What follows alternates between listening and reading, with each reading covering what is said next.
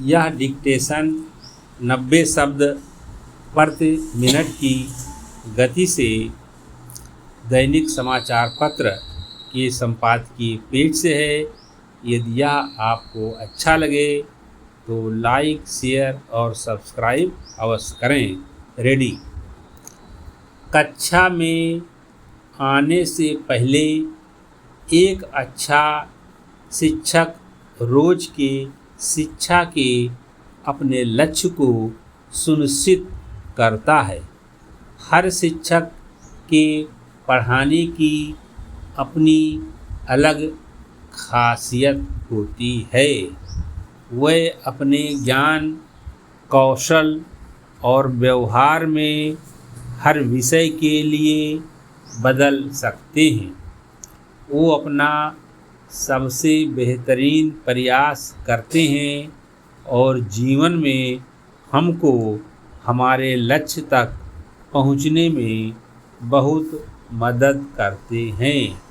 सभी के जीवन में स्कूली जीवन सबसे अच्छा माना जाता है, क्योंकि यही वो समय होता है जब लोग जीवन की मूल बातें और अलग अलग विषय सीखते हैं। हम सभी अपना लक्ष्य स्कूल के समय में ही तय कर लेते हैं, जो हमारे राष्ट्र के विकास का फैसला करता है। हर एक विद्यार्थी स्कूल में अपने दिमाग को खोल के रखता है और खेल, क्विज, समूह चर्चा, बहस, निबंध लेखन, भाषण, पर्यटन, यात्रा और अध्ययन यात्रा आदि जैसे अतिरिक्त गतिविधियों में भाग लेने के द्वारा आपने ज्ञान और कौशल को बढ़ाते हैं। पैरा।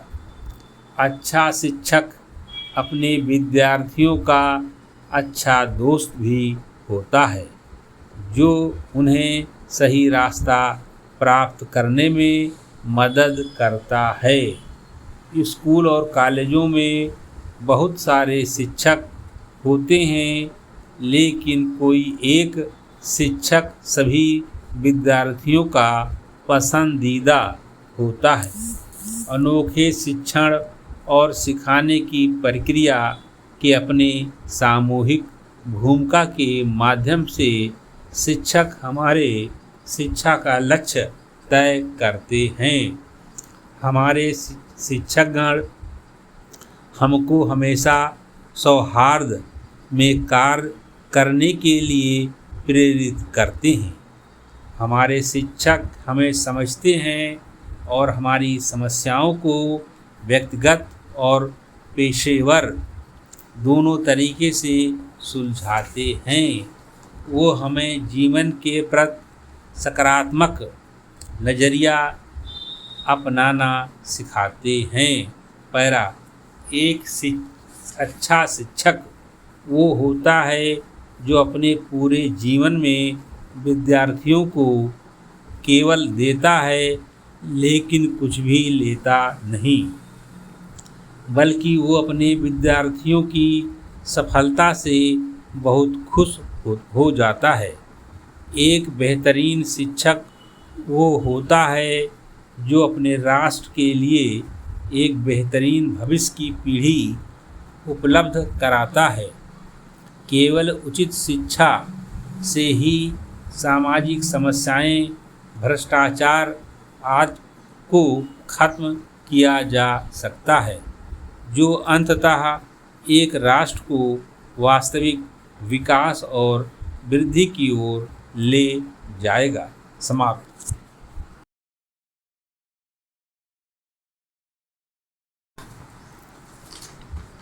यह डिक्टेशन 90 शब्द प्रति मिनट की गति से जनसत्ता समाचार पत्र के संपादकीय पेज से है।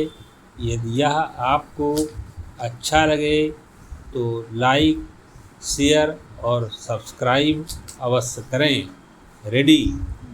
इन दिनों फिर गोरक्षकों के उन्माद और गोरक्षा के नाम पर होने वाली भीड़ हिंसा को लेकर तीखे सवाल उठने शुरू हो गए हैं। हरियाणा के फरीदाबाद में गो तस्कर होने के शक में एक 19 वर्षीय युवक की गोली मारकर हत्या कर दी गई। पूछा जा रहा है कि गोरक्षा के नाम पर किसी को जान से मार देने का हक आखिर इन रक्षकों को किसने दिया है? उन्हें शाह और संरक्षण कहाँ से मिलता है? फरीदाबाद की घटना करीब 10 दिन पुरानी है। इस संबंध में पुलिस ने 5 आरोपियों को गिरफ्तार किया है। आरोपियों ने स्वीकार किया है कि उन्होंने गलतफहमी की वजह से गोली चला दी। उन्हें सूचना मिली थी कि कुछ गो तस्कर गाय ले जाने की योजना बना रहे हैं। उसी के आधार पर उन्होंने नज़र रखनी शुरू की। जब उन्हें एक गाड़ी पर शक हुआ और उसे रोकने का प्रयास किया तो वह और तेज दौड़ने लगी। इसलिए उन्होंने गोली चला दी और उसमें एक युवक मारा गया। इस घटना के बाद चरखी दादरी में एक कचरा बीनने वाले व्यक्ति को इस शक के आधार पर जान से मार डाला गया कि वह गोमांस खा रहा था। कुछ दिनों पहले महाराष्ट्र में एक बुजुर्ग को कुछ युवकों ने गोमांस रखने के शक में बुरी तरह पीटा। गो तस्करी और गो मांस की बिक्री रोकने के लिए हिंसा की घटनाएं हरियाणा सहित कई राज्यों में बढ़ी हैं।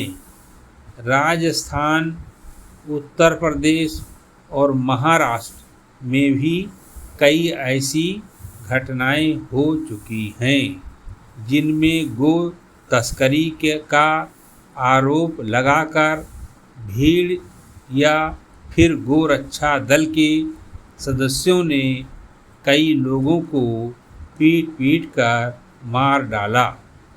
कुछ घटनाएं तो बहुत विभत्स थी जिनमें हिंसा करने वालों ने तस्वीरें बनाकर सार्वजनिक की।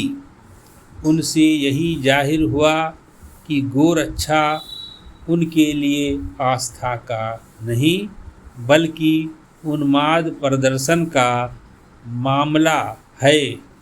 हरियाणा, राजस्थान, उत्तर प्रदेश और भाजपा शासित राज्यों में गो तस्करी, गोमांस की बिक्री आदि पर रोक है। इसके लिए कड़े कानून हैं। कुछ लोगों का कहना है कि गोरक्षकों को उन कानूनों से प्रोत्साहन मिलता है। गाय के प्रति उनमें आस्था है, इसलिए वे इस तरह गो तस्करी, गोमांस की बिक्री और उपभोग को बर्दाश्त नहीं कर पाते। गाय के प्रति किसी की आस्था और उसकी रक्षा पर शायद ही किसी को एतराज़ हो, मगर सवाल है कि इस आधार पर किसी को किसी की हत्या कर देने का अधिकार कैसे मिल सकता है? पैरा, बहुत सारे लोगों की नाराज़गी इस बात से है कि गोरक्षकों के उत्पात पर संबंधित राज्यों की पुलिस का रवैया न्यायपूर्ण नज़र नहीं आता। सवाल है कि जिन राज्यों में गोरक्षा संबंधी कानून लागू है वहाँ इसकी जिम्मेदारी पुलिस के बजाय गोरक्षा दल के लोगों को क्यों निभानी पड़ रही है? करीब 5 वर्ष पूर्व पंजाब एवं हरियाणा उच्च न्यायालय ने इस बात पर हरियाणा पुलिस को कड़ी फटकार लगाई थी कि गो तस्करी के मामलों में दोष सिद्धि की दर इतनी कम क्यों है। जिन मामलों में गो तस्करी के नाम पर लोगों की हत्या कर दी गई उनमें आरोपियों के खिलाफ पुलिस ने कोई उल्लेखनीय कार्रवाई की हो, ऐसा एक भी उदाहरण नज़र नहीं आता। आखिर पुलिस किसी को कानून अपने हाथ में लेने की छूट कैसे दे सकती है? जाहिर है पुलिस की इस शिथिलता और गोरक्षा के नाम पर हिंसा करने वालों के प्रति उसकी नरमी का ही नतीजा है कि ऐसे मामले रुकने का नाम नहीं ले रहे। समाप्त।